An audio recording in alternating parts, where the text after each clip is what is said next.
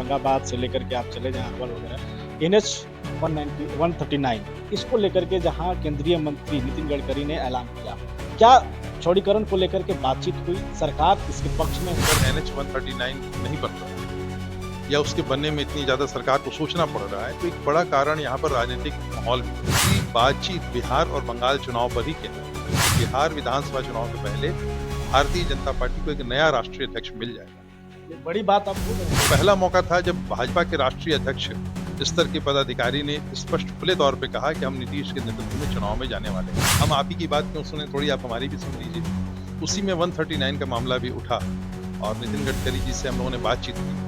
उन्होंने कोई ठोस आश्वासन वैसा दिया नहीं। 200 बार यात्रा नहीं कहेंगे, 200 टोल क्रॉस करेंगे और 3000 रुपये लगेगा। एवरेज कितना आता है आप देख लें, और जो टोल की फीस है उसको भी देखें। राम मनोहर लोहिया की तरह दुनिया की सभी सरकारों के खिलाफ, और मैं सभी से सवाल उठाता रहता हूँ जनता के।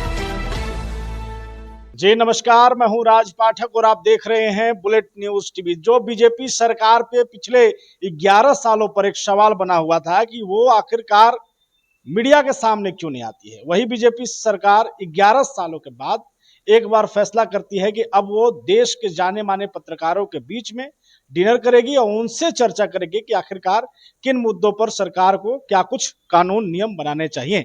हमारे साथ में वरिष्ठ पत्रकार प्रमेंद्र मिश्र जी हैं, जो तमाम कई बड़े चैनलों में अखबारों में काम किया है, इन्होंने 40 सालों का एक्सपीरियंस है।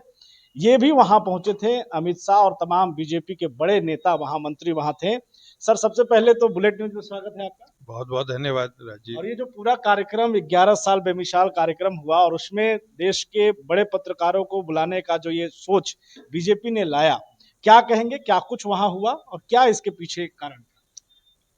ये जो कार्यक्रम हुआ है मोदी सरकार के 11 साल, इस पर जो संवाद कार्यक्रम हुआ है ये एक बहुत बड़ा कार्यक्रम रहा और ये भाजपा की परिपक्व राजनीतिक सोच का परिचायक है। आप देखेंगे कि पिछले 11 साल में बीजेपी की जो नीति रही है वो डायलॉग की नहीं रही है, मोनोलॉग की रही है। हम आपकी बात क्यों सुने, आप मेरे मन की बात सुने, इस टाइप से।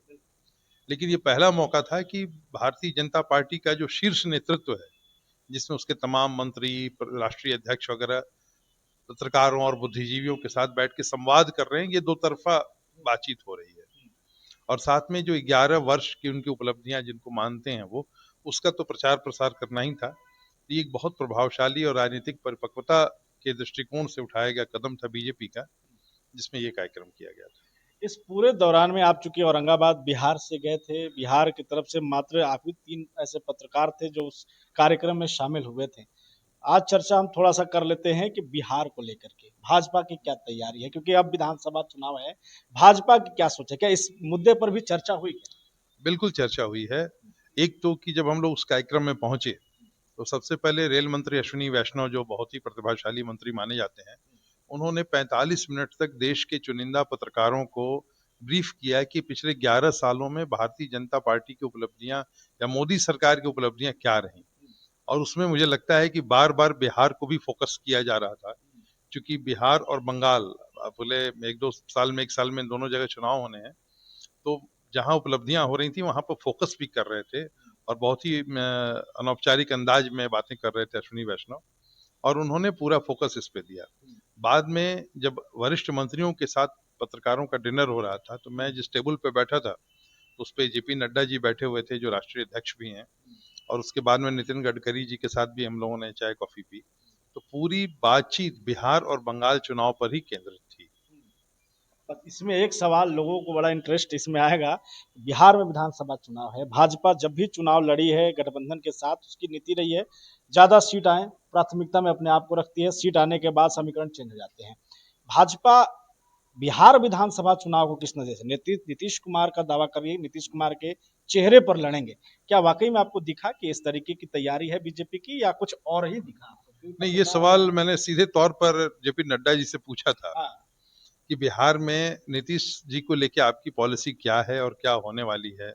क्या आपको लगता है कि नीतीश की लोकप्रियता में कमी आई है, या क्या आप सोचते हैं?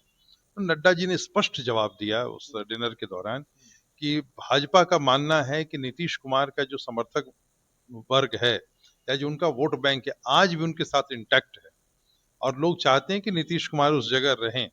लीड करते दिखाई दें। इसलिए भारतीय जनता पार्टी नीतीश कुमार के साथ है और उन्हीं के नेतृत्व में चुनाव लड़ेगी।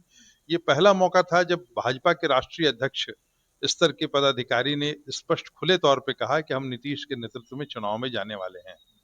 तो ये एक बात हुई।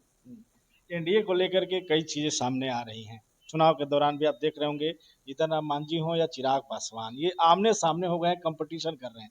क्या इस मुद्दे को लेकर के बीजेपी सीरियस है वाकई में? इन मुद्दों पर भी लगा आपको कुछ? देखिए, बीजेपी की निगाहें इन दोनों पर भी हैं। भारतीय जनता पार्टी बहुत मैच्योर पार्टी है, जिसे चुनाव लड़ने की मशीन भी कहते हैं, चुनाव जीतने की मशीन भी कहते हैं। तो मुझे नहीं लगता है कि वो ध्यान तो रखे हुए बहुत ज्यादा सीरियस मामला उसे नहीं लग रहा है। उसको भी लग रहा है कि ये सब इंटरनल मामला है, बहुत आसानी से डील कर लेगी। तो भाजपा इसके लिए मुझे बहुत ज्यादा चिंतित नहीं लगी। और जो बातचीत थी उसमें भी यही लगभग जो संकेत उभर कर आए कि जो चिराग पासवान और मांझी के जो झगड़ा है, इसको लेके भाजपा वो चिंतित नहीं है। उसको लगता है कि मैनेज हम कर लेंगे। मैनेज कर लेंगे। आपको लेकर के हमेशा से ये देखा गया है कि आप कहीं ना कहीं बीजेपी की जो भी नीति रही है, जो भी उनके फैसले रहे हैं, उस पर आप अपनी बात खुल करके रखते हुए आए हैं। कई लोग तो आपको मोदी विरोधी भी कहते रहे हैं। ऐसे में गृह मंत्री अमित शाह का आमंत्रण आना, बीजेपी की तरफ से इतने बड़े मंच पर बुलाना, क्या समझ रहे हैं आप? क्या कुछ सोच होगी इसके पीछे? देखिए, पहली बात मैं स्पष्ट कर दूं कि मैं राम मनोहर लोहिया की तरह दुनिया की सभी सरकारों के खिलाफ हूं और मैं सभी से सवाल उठाता रहता हूं जनता के लिए। वो अभी जो सत्ता में है तो उनसे सवाल उठते हैं, लेकिन मुझे लगता है कि जो 2-3 पत्रकार बुलाए गए थे बिहार से, जिसमें मैं था, नवबिहार टाइम्स के पत्रकार कमल किशोर जी हैं जो औरंगाबाद से ही काम कर रहे हैं, उनका बेस क्षेत्र रहा है, और ज्ञानेश्वर जी गए थे, लगता है 2 दिन पहले का जो संवाद कार्यक्रम उसमें गए थे। तो शायद हम सब लोग उस पट्टी से आते हैं जहां भारतीय जनता पार्टी के लिए चुनौतियां ज्यादा कठिन हैं। और पिछले विधानसभा चुनाव में देखेंगे यहाँ कि एक भी विधानसभा सीट जो है, चाहे वो शाहाबाद हो, कैमूर हो, औरंगाबाद हो, आरा हो, आधा गया हो, और फिर आप पटना की तरफ बढ़ें, तो भारतीय जनता पार्टी को सीटें नहीं आई थी। दूसरी बात है कि अभी लोकसभा चुनाव की बात करें तो पाटलिपुत्र सीट हो, चाहे वो जहानाबाद अरवल सीट हो, या औरंगाबाद सीट हो, काराकाट सीट हो, या आप जिधर भी चले जाएं इस बेल्ट में जो दक्षिण पश्चिमी बिहार है, वहां पर भारतीय जनता पार्टी लाख प्रयास के बावजूद अपने प्रभाव उतना नहीं जमा पाई है। तो शायद इस क्षेत्र से आने वाले पुराने पत्रकार जो 30-40 सालों से पत्रकारिता कर रहे हैं, उनसे एक फीडबैक लेना भी हो सकता था कि एक्चुअल पब्लिक परसेप्शन क्या है। तो हो सकता है कि इस नाते हम लोगों को बुलाया गया हो।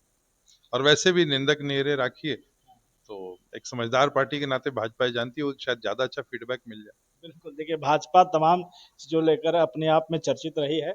सवाल ये है, आप औरंगाबाद से हैं, मगध में आपने कई जगहों पर गए हैं, आप मगध को समझ रहे हैं।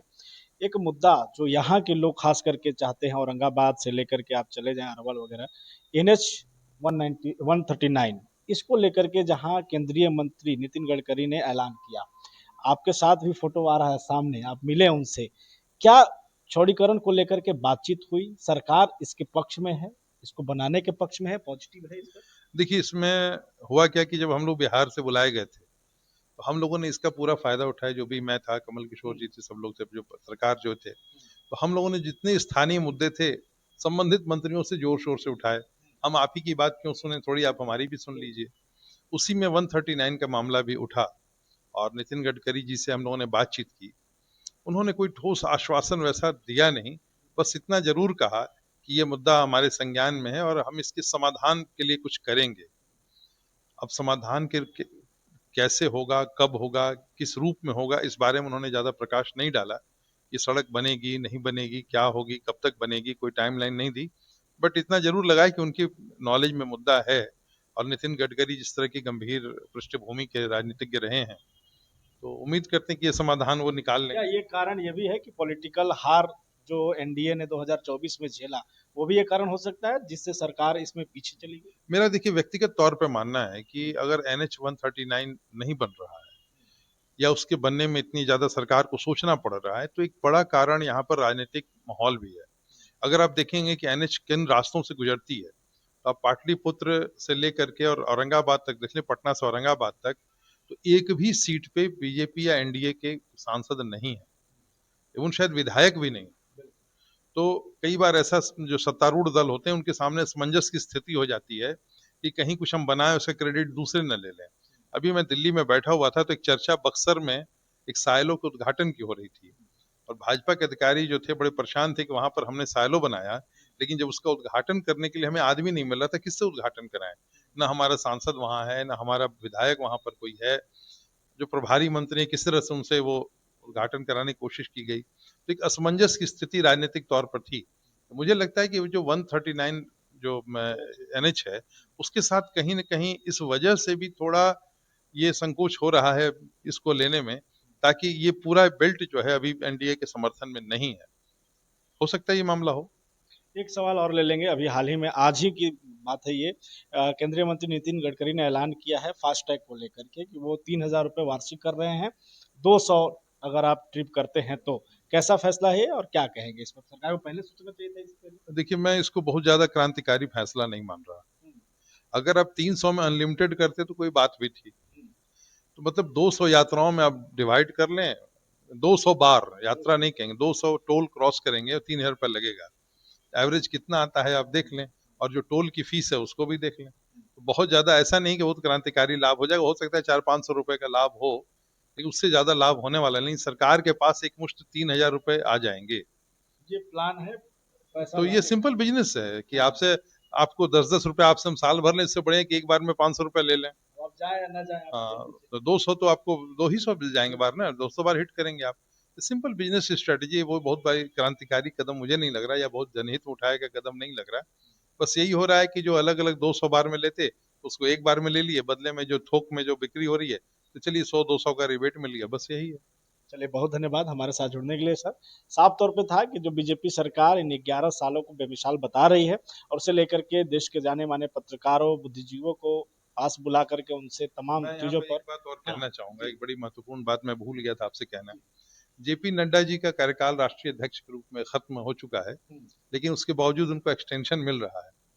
तो हम पत्रकारों ने उनसे सवाल पूछा कि क्या बिहार विधानसभा चुनाव आपके नेतृत्व में लड़ा जाएगा? तो जेपी नड्डा जी ने एक बड़ी इंपॉर्टेंट बात कही, उन्होंने कहा कि नहीं, बिहार विधानसभा चुनाव के पहले भारतीय जनता पार्टी को एक नया राष्ट्रीय अध्यक्ष मिल जाएगा। ये बड़ी बात आप बोल रहे तो हैं, बड़ी खबर ये है। बड़ी खबर है और मुझे लगता है कि हाँ, आपके मंच से मैं शेयर कर रहा हूँ। ये बड़ी खबर आप बता रहे हैं सर कि भाजपा जो है वो तैयारी में है कि बिहार विधानसभा चुनाव से पहले अपने राष्ट्रीय अध्यक्ष की का जो है घोषणा कर दे। और सबसे बड़ी बात है कि जिस तरीके से भाजपा ने ये पहल की है, उन तमाम लोगों को बुलाकर बुद्धिजीवियों के साथ बातचीत करने का प्रयास, और साफ संकेत है कि बिहार विधानसभा को लेकर के भी भाजपा सीरियस है। किसी तरीके से एक बार फिर से इसे जीतने का प्रयास है। लगातार बातचीत करते रहेंगे और जो NH 139 को लेकर के तमाम मगध और अरवल जिले के लोग और पटना के लोग इस पूरे खबर को देखना चाह रहे थे कि आखिरकार बातचीत क्या हुआ। उन लोगों के लिए भी सर ने साफ तौर पे कहा है कि आखिरकार सरकार की नीयत क्या है। लगातार बने रहिए, देखते रहिए बुलेट न्यूज टीवी।